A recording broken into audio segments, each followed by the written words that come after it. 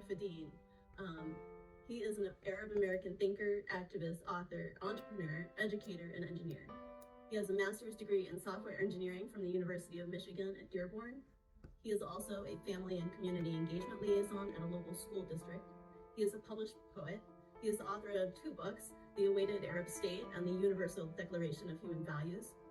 He is the founder of multiple nonprofit organizations, such as the Arab American Center for Culture and Arts, Muslimish, and Al-Nadwa Freethinking Society.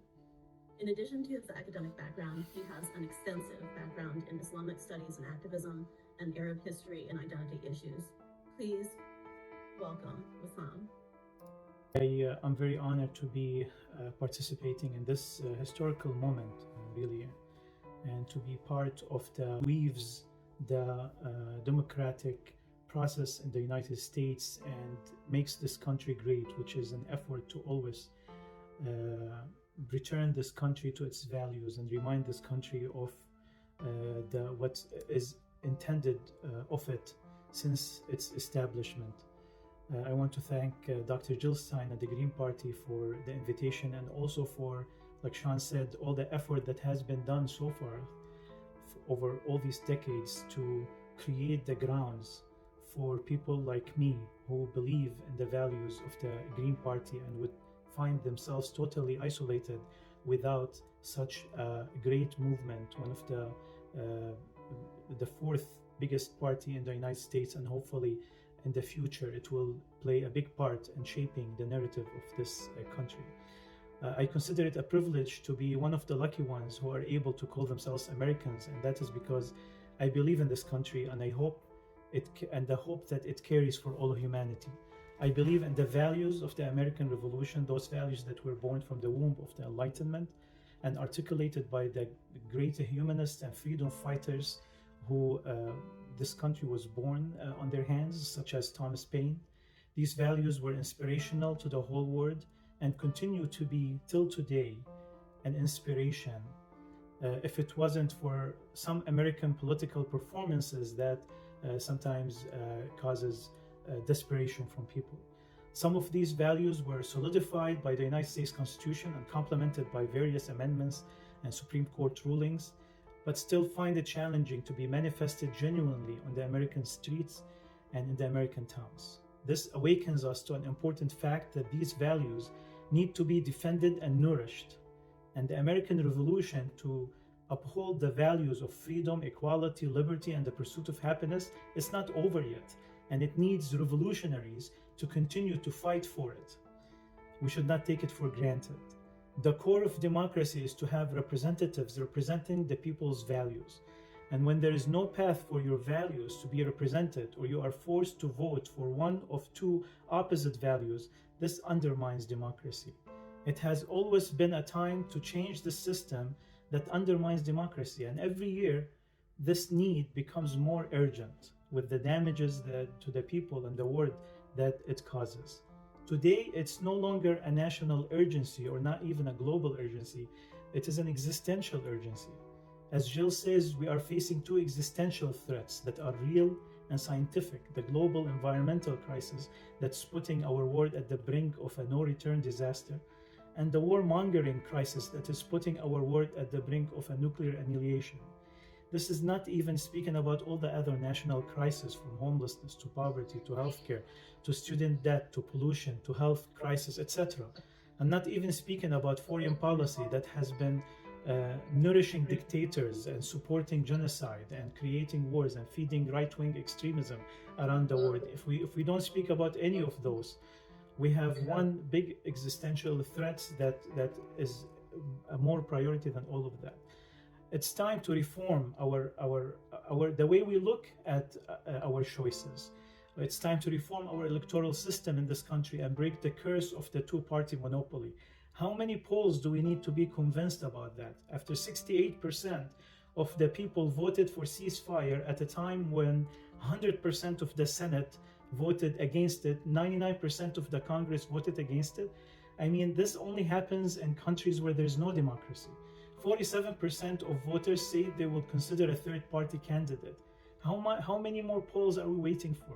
Gallup survey 2023 in April found that 10% only of Gen Z trusts Congress. 13% trust the president, 14% trust the news. Only 30% of Generation Z trust the military and the police. These numbers are scary, and Generation Z are going to be the majority of voters in about 2030. So we cannot accept having only two choices in the next elections, that we can only discuss which one is a worse nightmare than the other. We cannot be in a position to be only facing these two choices. Me here in the Arab American community, we're highly disappointed. I have been a Green Party member since I became an adult, and I have always voted Green Party because I believe in values. I don't care how of a minority it is. I believe I am committed to my values, and I don't believe that my politics should be in opposition of my values. Whoever teach politics in that way it's not necessarily the norm. It's not necessarily what should be accepted. Our values should meet our politics. So this has been the case for me. Well, now the Arab American community here and in Dearborn, this is the highest population of Arab-speaking people outside the Arab world, and it is the capital of Arab America. The community has made it very clear that we are no longer going to entertain these two choices that are given to us. One of the Arab American leaders stated that the only way we're going to vote for the Democratic candidate is if he becomes better than Jesus and brings back all the children that were killed in the last 105 days back to life. It's no longer on this choice is no longer acceptable morally for the community. So they have waited, and now they are faced with this dilemma, and they are forced to reevaluate the way we have been approaching the election process. So I'm very glad that we have the Green Party, because if it wasn't there, we would have to create it. And we are, like Jill said in Washington, that we are not alone, and that is very uplifting, very inspirational, and the future is ours. The young generation has been speaking out every day. Politicians are not being able to do their rallies peacefully because they're being heckled and shown their hypocrisy by protesters, mostly young people, attending these rallies and refusing to accept this lies or ungenuine rhetorics of politics anymore. So we are in a very important time. I want to encourage everyone to. This is not something that really we can take lightly. This can be potentially one of the most important elections in our life, if not in history. So we have to do our part. The least we can do is make our vote count towards changing the system in the country. Don't let people scare us that our voice is going to be wasted because it's not going to have an effect. This is what they have been saying for years, and things have been only getting worse. Well, if 68% of the people are saying no in a poll, why not these 68% of people say no on November 4th? That's what I encourage everyone to do, and join the Green Party. If you read the values of the Green Party, I challenge you to find values that you will stand against. And please, we have to protect these values, because if we don't take it for granted that we will not be victims of oppression, of these values being stumbled upon. We thought that genocide is something of history, of the past, while we're living it right now.